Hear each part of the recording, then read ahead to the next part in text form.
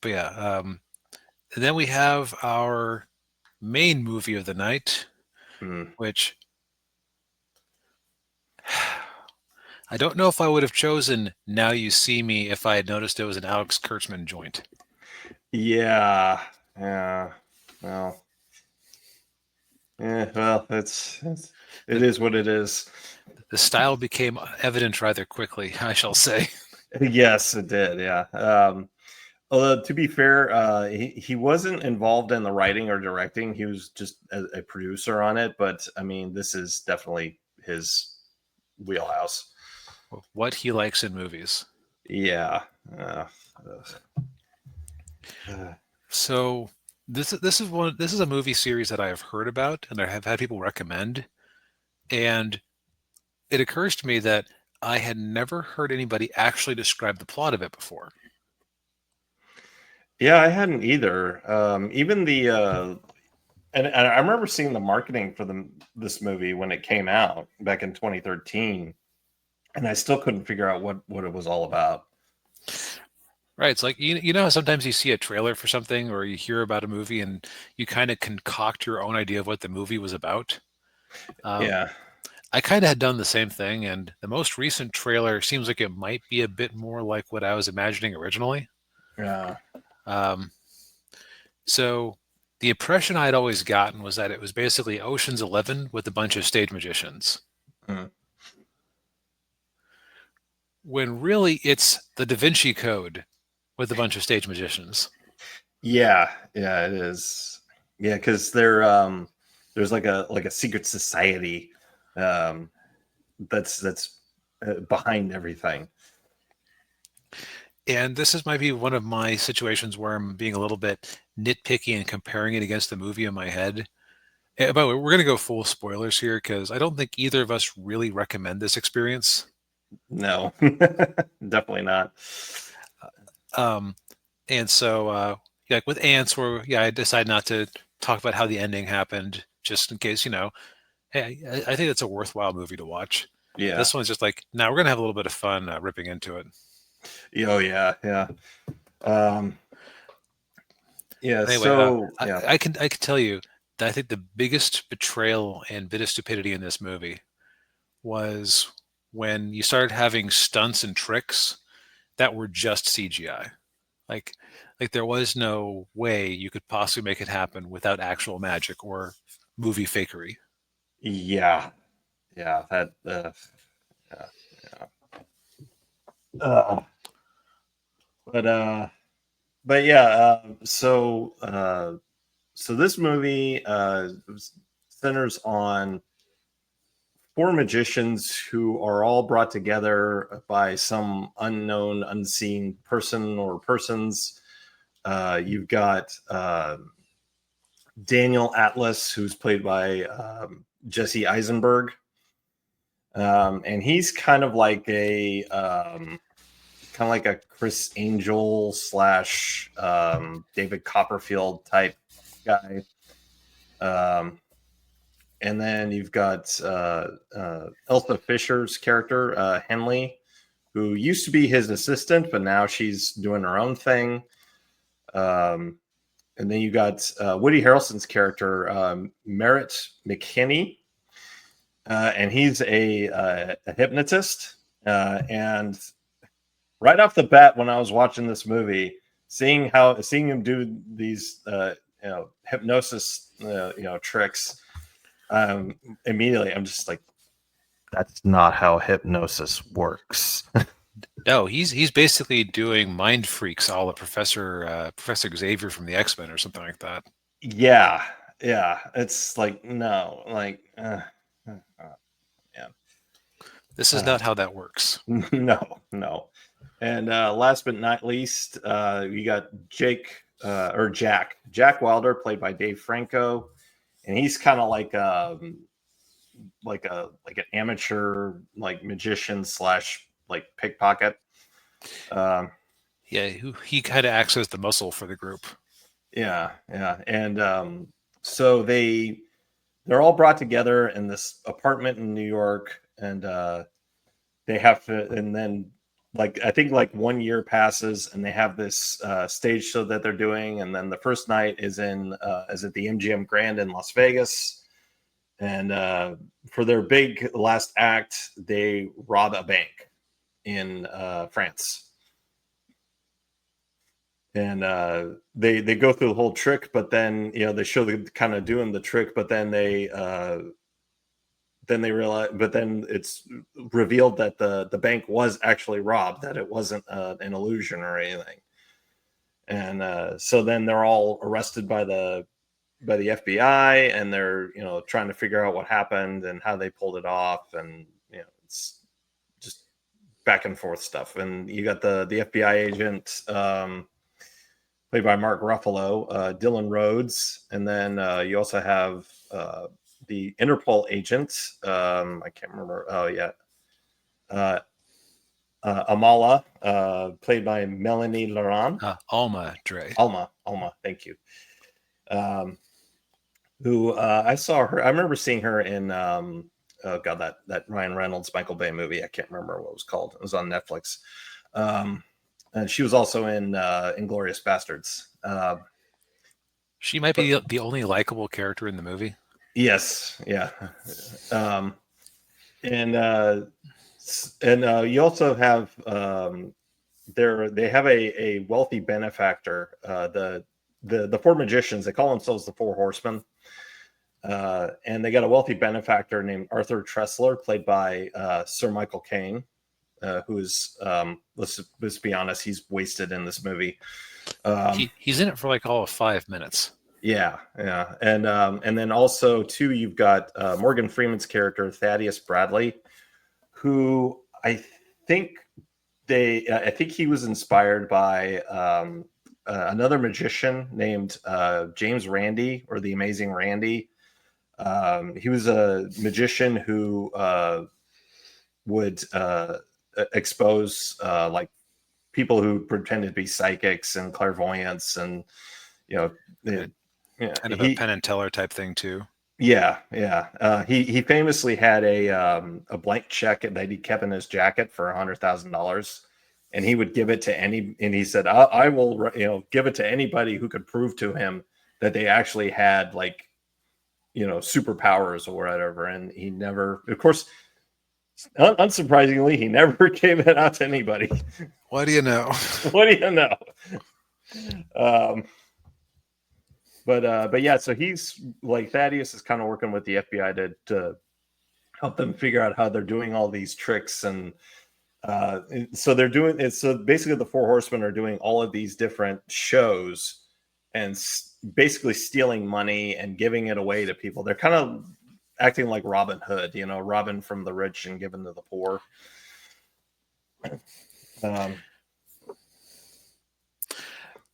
So the thing I think is the most shocking to me in this movie is you would expect to follow the four magicians, but I guess since they're kind of the antagonists, where they're trying to keep them mysterious, it's really more about Mark Ruffalo's FBI agent and the Interpol agent he's working with.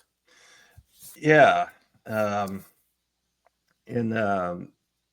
you really don't get a whole lot of backstory with any of the other characters, especially Dave Franco's character. You really don't know anything about him. Right. And with the rest of them, you kind of know a few surface level things, but yeah. But yeah, it's, this movie's trying to be more clever than it really is, which is, I guess, another staple of an Alex Kurtzman production. Yeah, like it's very slick. It keeps things going. It tries to give you head fakes. We'll do stunts where it pretends characters are dead, or yeah, like you know that it's a trick. I think okay. So here's I think a story about this, about magicians and illusionists, can be tricky to set up because you have to be able to believe in the trick, but you also have to be set it up well enough that you can be subverted, but it also has to make sense. It's like a mystery. It's like a mystery plot with like a lot more spectacle. Yeah. Around each individual part of the mystery. Yeah, yeah, and Ninja. Why would I want to follow Lex Zuckerberg's magical heists? It would be better than Yeah. following around Mark Ruffalo's kind of jerkwad FBI agent. Yeah, yeah, um, yeah. He is a real jerk, man. Yeah, how the Interpol agent even tolerated being around him, I don't. Much less jumped into bed with him. Yeah, well, some women like guys like that. No judgment. I'm just saying. No, you're true. Yeah, You're right. yeah, Although I think the funny thing to me that I think now that I think about it is that, man, remember when Mark Ruffalo used to be when people used to actually really like Mark Ruffalo? Like I remember when the Avengers came out and everyone was just like really happy with his version of the Hulk. oh yeah, and there were a lot of people that wanted a Hulk movie with him. Yeah, after But they came out. but Marvel was never willing to split the proceeds with Universal. Yeah, yeah, yeah. Uh, but yeah, he really fell off pretty quickly. Well, his public persona may have had something to do with that. Maybe just a bit. But don't worry, Pedro Pascal has taken up that mantle now Yes, yes. of being the guy of that nature who everybody is tired of. Yeah, yeah. Although he's kind of sped run everybody being sick of him much faster. Oh yeah, yeah. It didn't take long. Yeah, he became the Nickelback of Hollywood actors. Oof. But like, so back to this movie. Yes. I feel like the plot isn't actually really worth discussing because it feels like a mystery where the author actually, it's like in the movie in the second Knives Out movie, which I haven't seen, but I have heard multiple people complain about this, where and I'm going to spoil that movie because I don't care about that movie, Okay. where it turns out that a character um, was their twin sister the whole time, but they had intentionally left things out that would have let you realize this. So like they showed the same shots and she was there the second time. It's like the movie just outright lied to you. What can you expect from Ryan Johnson? He's so clever, man. Just so Yeah, very yeah, clever. yeah. Yeah, but he didn't do that in the first Knives Out, to the best of my knowledge. So, Okay. but the reason I bring that up is that it feels like that level of why do I care about anything that's going on? You're just going to use pseudo magical BS to cover it up because they do play around with the idea that the Interpol agent firmly believes in magic and is like part of some sort of secret society. Yeah. So we go from all that does is really just disincentivizes me from trying to figure out what the trick is because I'm just going to go, oh, it's just CGI and magic or an actual magic. Cool. Yeah. Yeah, and it's just I and the final twist in the movie was just kind of like okay. They had this whole storyline throughout the movie where there was some famous magician who had died mysteriously, or not died mysteriously, died in the middle of a failed trick. Yeah, he put himself in a safe and dropped in the what was it, the East River, or I can't Some remember. river. It was one of the it was one of the rivers in New York, or the Hudson, one of them. And the trick failed, and because the steel company, it was bad steel and it warped when it was in the water. And then the insurance company for the magician wouldn't pay out the life insurance policy, and then the whole reason it was done was because Morgan Freeman's character exposed the magician's tricks, and we come to find out at the end of the movie that magician's son is Mark Ruffalo's character, and he set all of it up to get revenge. and get these 4 magicians into his little magician club. Yep. Yeah. And they did this whole thing at the, in the beginning of the movie, you see a guy watching the 4 magicians wearing a hoodie, the same blue hoodie, and that's Mark Ruffalo. And they show at the end where it's him. And it's like, oh, okay, Cool. cool, Great. yeah, Now, positives. Woody Harrelson manages to cram a lot of charm into the few lines he's given. I feel like he's criminally underused in this movie. yeah. I would say between him and Michael Caine, and I would say even Morgan Freeman. I mean, they're all like criminally underused. Yeah, Morgan gets the most screen time and attention, but it's like he feels the least wasted, but he's still wasted. Yeah, And what's sad is like this is not a bad cast of actors at all. Like, I can riff on Ruffalo a bit, but the man can be charming when he wants to be. yeah. Although I will say I can't stand Jesse Eisenberg. I I just think, yeah, I have not ever seen The Social Network, but he is basically the exact same character as. Actually, he's a less goofy version of his Lex Luthor from Man of Steel, yeah, or from from the Snyderverse. Um, but I think his style could have definitely worked for a jerkwad magician, like yeah, because like you have all the templates there. They just wasted it on a story that didn't need to be told. yeah, yeah, Because like I said earlier, I kind of compared this to the movie in my head, and it's just a crying shame because this movie in my head sounds so much more interesting. Because I'd always assumed, oh, it's a group of magicians who are like doing a heist, and they even had elements of this in the story where yeah, where Michael Caine's character is a crooked insurance broker who had ripped off people, and so they managed to invite all the people who he had ripped off and to one showing yeah, and redistributed his checking account to them through quote unquote magic. yeah, yeah. That was the one in New Orleans, and they were all Hurricane Katrina victims. Yeah, Right, I'd forgotten about that. yeah, But so like you could have had that be the focus point of the movie, have him or have our 4 main characters working together to pull off a. Okay, and it wouldn't be entirely realistic to have everything be practical magic. I get that, but yeah, have it so that in principle everything they did could be explained with sleight of hand, mirrors. yeah, Uh, don't play around with there being actual magic. yeah, yeah. Which they did in many scenes. Yeah. What was I gonna? I was gonna say something. Oh, they could have like I think the movie you had in your head was kind of like The Sting. Yeah, actually, now that you mention it, they're just trying to like get back what was taken from them, Yeah, yeah, which also gets around the problem you often have with movies about thieves, which is, well, why do I care about some thief? yeah.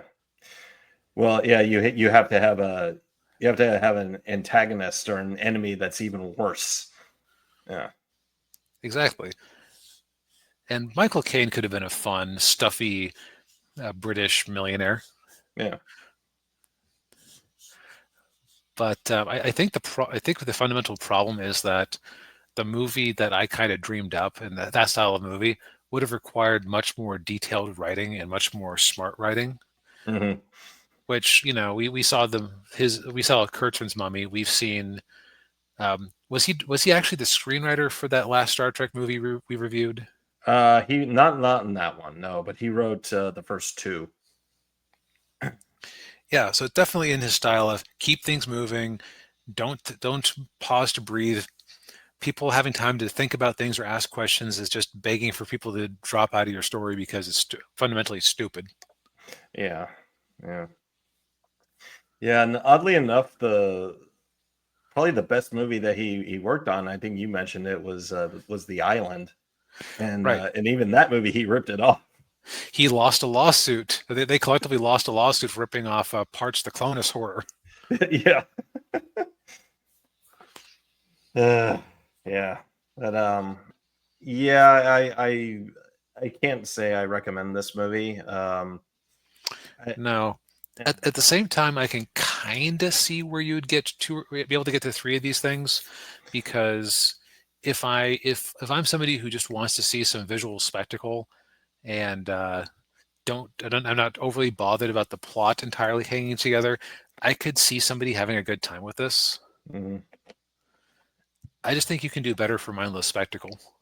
Yeah, I think so too. Uh, I would also say if you're interested in movies about a movie about magicians, uh, The Prestige is much better. I would recommend that movie over this one. Yeah, I haven't ever seen it, but it kind of sounds like exactly what I was expecting from this movie in terms of the tricks being explicable and there Yeah, being internal logic. yeah. Um, but yeah, well, if any of you are curious to watch it, it's on Netflix. But but I think we've said all we need to say for tonight. Indeed. So I think that in terms of what we recommend that we actually did here, we don't recommend Now You See Me, so don't Now You See That. We do recommend The Day the Earth Blew Up on HBO Yes, Max, and we do recommend Ants over on Netflix with the caveat of warning contains late 90s animation or CGI yes, animation yeah, and some naughty language. yes. Well,